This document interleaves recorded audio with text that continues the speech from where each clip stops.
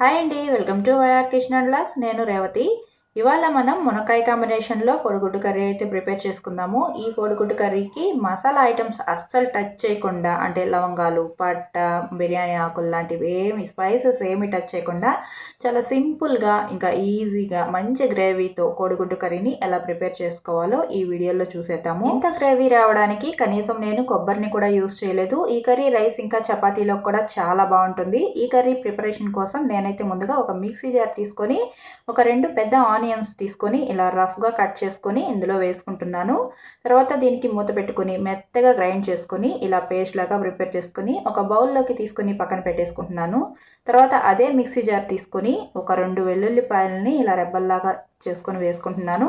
1 inch అల్లం ముక్క, ఒక 2-3 పచ్చిమిర్చిని కూడా ఇందులోనే వేసుకొని, తర్వాత ఇందులోనే నేను ఒక 2-3 టమాటాలను కూడా కట్ చేసుకొని ఇలా ముక్కలు చేసుకొని వేసుకుంటున్నాను. వీటన్నింటిని కూడా మెత్తగా పేస్ట్ లాగా అయితే గ్రైండ్ చేసుకొని వీటిని ఇలాగే పక్కన పెట్టేసుకుంటున్నాను.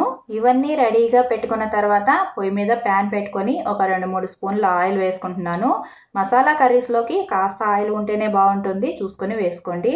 ఇక తర్వాత ఆయిల్ హీట్ అయిన తర్వాత ఆనియన్ పేస్ట్ ఇందులో వేసేసి, ఫస్ట్ అయితే నేను ఇంకేమీ వేయలేదు, ఓన్లీ ఆనియన్ పేస్ట్ వేసేసి ఆనియన్ పేస్ట్ ఇలా బ్రౌన్ కలర్లోకి వచ్చేలాగా వేయించేసుకున్న తర్వాత తెల్లగడ్డ, అల్లం, టమోటాలు అవన్నీ మిక్సీ చేసి పెట్టుకున్నాం కదా, ఆ పేస్ట్ కూడా ఇందులో వేసేస్తున్నాను అనమాట. ఈ మసాలానే సరిపోతుంది, ఇంకేమీ వేయక్కర్లేదు. ఇవన్నీ మంచిగా వేగిపోవాలన్నమాట.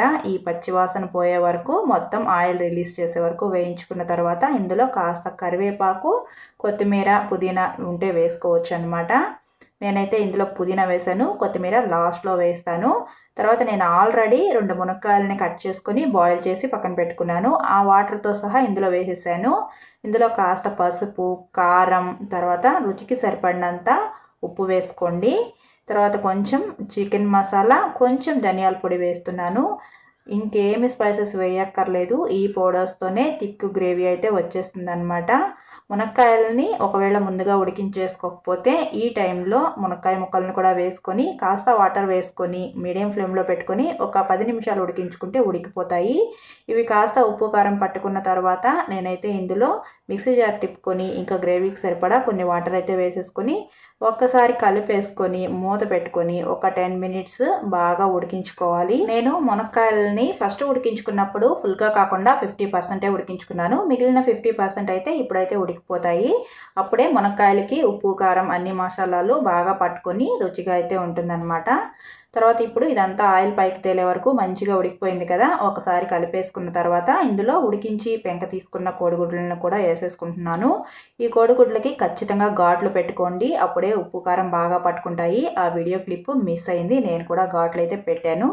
తర్వాత దీనిపైన నుంచి కొంచెం కొత్తిమీర చల్లుకొని గుడ్లు, మునక్కాయలు విడిపోకుండా లైట్గా ఇలా కలిపేసుకున్న తర్వాత మళ్ళీ మూత పెట్టుకొని ఒక్క 10 మినిట్స్ ఉడికించుకుంటే సరిపోతుంది. మంచిగా కర్రీ అయితే రెడీ అయిపోతుంది. ఫ్రెండ్స్, వీడియోని ఇక్కడ దాకా చూసిన వాళ్ళు ఖచ్చితంగా లైక్ చేయండి.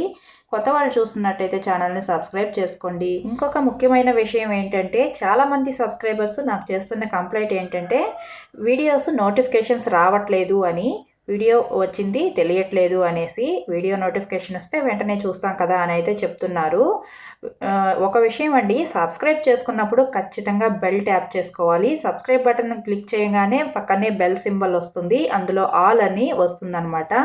ఆ ఆల్ పైన కనుక క్లిక్ చేస్తే వీడియో పెట్టగానే ఖచ్చితంగా నోటిఫికేషన్ వస్తుంది, వెంటనే చూసేయచ్చు అస్సలు మిస్ కాకుండా. ఇంకా ఒకవేళ బెల్ ట్యాప్ చేసినా సరే రావట్లేదు అంటే మీరు యూట్యూబ్ నోటిఫికేషన్సే ఆఫ్లో పెట్టుకుని ఉంటారు. ఒకసారి అదైతే చెక్ చేసుకొని సెట్ చేసుకోండి, రెడీ అయిపోతుంది.